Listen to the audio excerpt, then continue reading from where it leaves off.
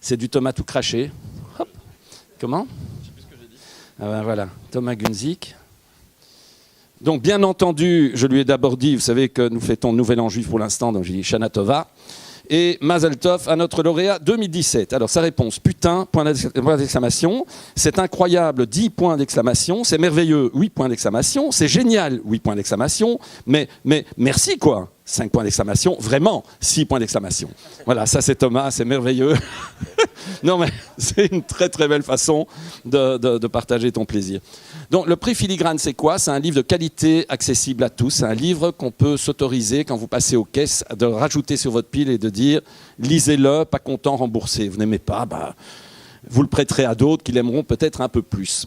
Alors en passant, je vais déjà une fois remercier quelques membres du jury, ils ne sont pas tous là, d'avoir joué le jeu.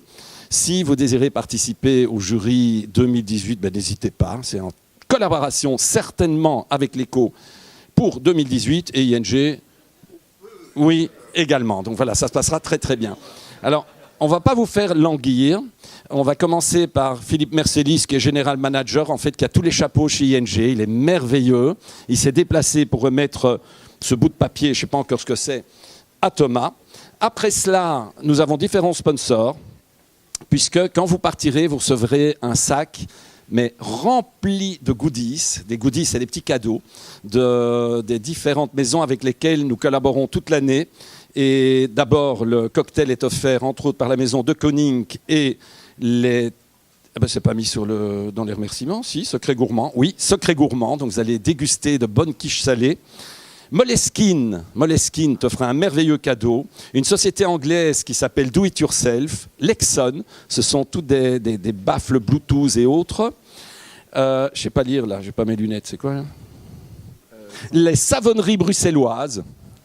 Les savonneries bruxelloises, c'est toi qui vas être heureuse. Les savonneries bruxelloises, Legami et enfin Atoma, puisque qui dit écrire, dit cahier, dit carnet. Donc Moleskine et Atoma, ce sera pour que tu puisses encore plus travailler. Donc, je cède la place à Philippe Mercelis et je vous remercie encore une fois d'être là.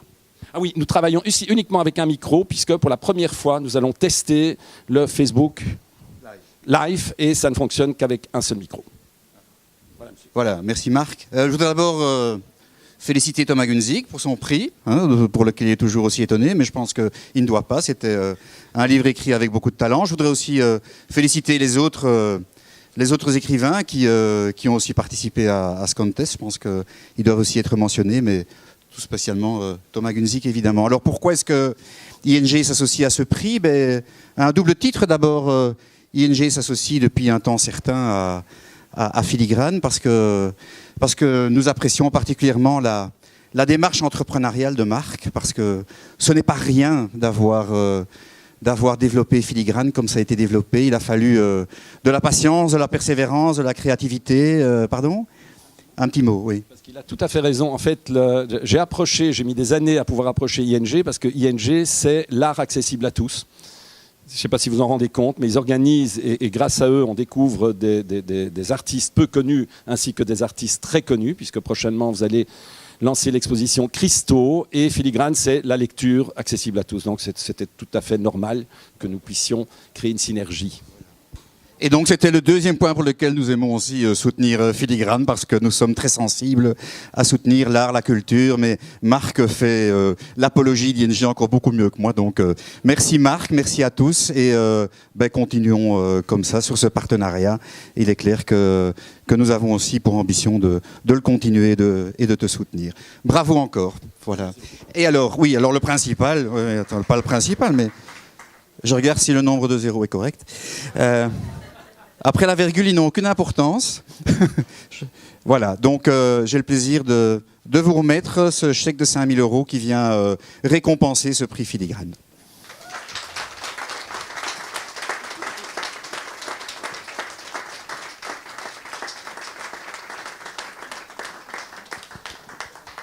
Merci Philippe. Et alors là, on devrait continuer style école des fans. Alors, tu es content ? Je pense que le mot « content » a été inventé pour ce genre de circonstances. Non, c'est fantastique. Je le disais à la madame qui m'interviewait tout à l'heure.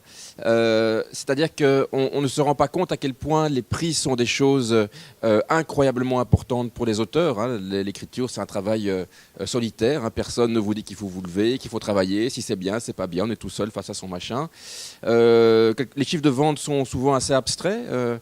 C'est quelque chose qu'on ne peut pas vraiment sentir. C'est pas comme dans un spectacle de théâtre où on voit si les gens sont heureux ou pas. Mais un prix, c'est concret. C'est un jury qui ne vous connaît pas, qui a lu plein de livres de très grande qualité, qui a trouvé que le vôtre n'était peut-être pas le meilleur, mais en tout cas qui rassemblait peut-être le plus d'intérêt. Bref, c'est extrêmement important, c'est un encouragement. C'est comme si des gens soudain qui ne sont pas ni votre amoureuse ni votre maman vous disent « continue, c'est bien ». Et c'est extrêmement important que des gens qu'on ne connaît pas vous disent continue, c'est bien, parce que ça donne envie justement de continuer. Voilà. Merci beaucoup.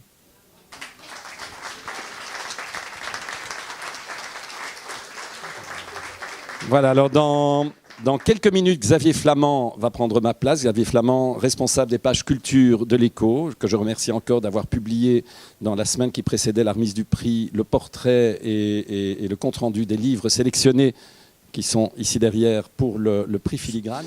Xavier, je te cède la place. Voilà, Xavier, responsable culture à l'Écho. Bonsoir, merci Marc. Alors, moi, je n'ai pas de cadeau. Désolé, mais merci et félicitations, bravo. Nous, on était très heureux à l'Écho de s'associer à ce prix et que c'est toi qui l'aies eu avec cette faconde, cette espèce d'insolence jouissive qu'on suit depuis des années. C'est pour la petite histoire déjà croisé dans les coulisses d'un autre prix, du prix Rossel. Mais depuis, j'ai changé de crèmerie.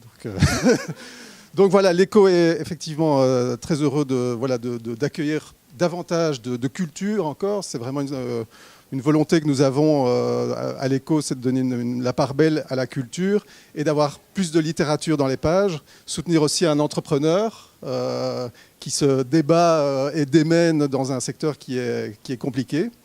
Donc voilà, c'était important et c'est pas n'importe quel secteur. C'est-à-dire que c'est aussi le secteur de la littérature, des mots, des mots qui nous aident à comprendre le monde. Et c'est vrai, quand je lisais ton interview qui est parue ce matin dans l'Écho, on se dit, et nous, dans cette société qui peut être compliquée, est-ce que moi je suis un bon petit soldat du capitalisme, peut-être, en travaillant pour un journal économique, quel est mon rapport à l'amour, enfin voilà, c'est toutes des questions qui, au travers de ta plume, m'aident personnellement à repenser le monde. Alors ce qui était très gai aussi dans cette initiative, dans ce prix, c'était pas juste un prix comme ça, c'était aussi une autre manière de traiter l'actualité littéraire et de confier ça pas forcément à des gens qui sont payés pour le faire, qui sont des professionnels, critiques littéraires patentés, qui lisent régulièrement et chroniquent régulièrement des livres, mais des gens du jury, peut-être des employés d'ING, peut-être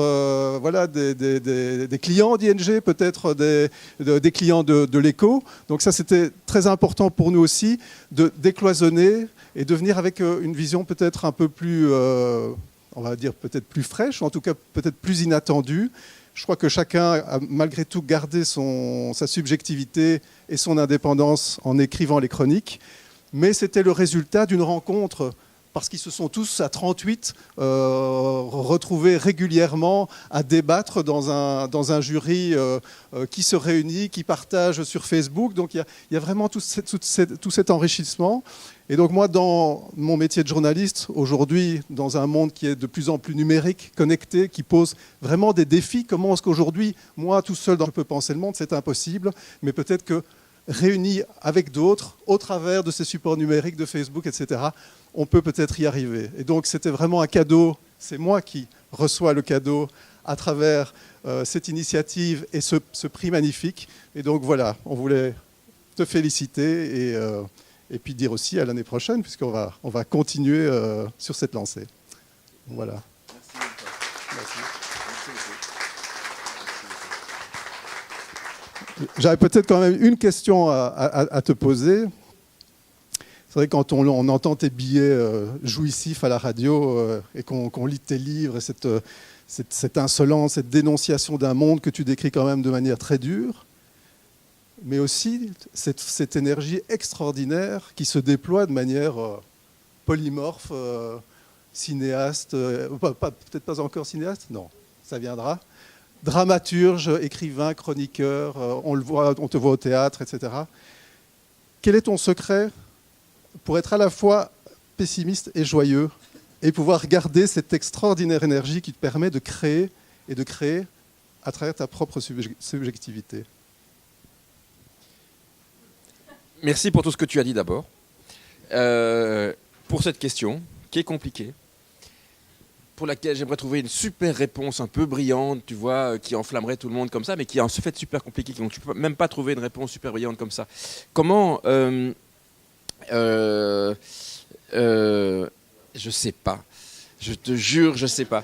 Je pense que nous faisons tous ici l'expérience et on est tous plus ou moins assez clairvoyants pour savoir que le monde est quand même une épreuve qui est rarement facile.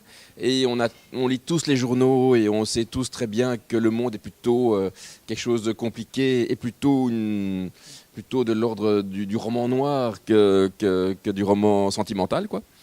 Donc c'est quelque chose et malgré tout, tous ici ont des activités, voilà, certains sont dans la banque, certains sont dans d'autres activités, certains sont libraires.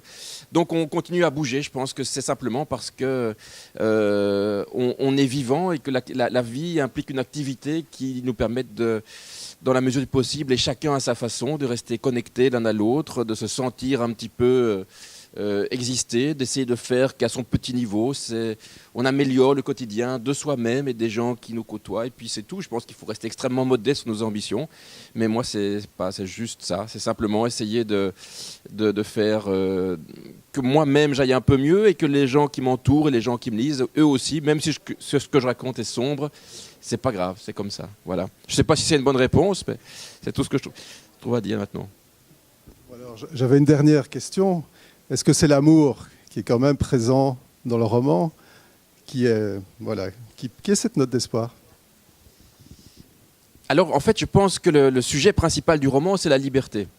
C'est-à-dire comment être libre dans un monde comme le nôtre où, a priori, tous les chemins semblent si bien tracés et où on est tous si rapidement mis dans des costumes ou dans des rôles dont on n'est pas censé sortir. Et souvent, lorsqu'on est amoureux, c'est le seul moment où on devient vraiment soi-même. C'est-à-dire, c'est le seul moment où on se connecte à sa propre liberté. On dit souvent, on fait des folies par amour, mais en fait, ce n'est pas des folies qu'on fait. On se réalise juste tel qu'on est véritablement. Hein. C'est le moment où on ne veut pas aller travailler, où on ne se lève pas le matin, où on a envie de partir en week-end en amoureux, etc. Des choses qu'on ne fait pas, c'est pas raisonnable a priori de prendre du temps pour soi. Mais l'amour est a priori quelque chose qui donne la possibilité de faire ça et donc quelque chose qui vous ouvre sur votre liberté. Et donc en ça, c'est essentiel. Voilà. Mille merci et encore bravo.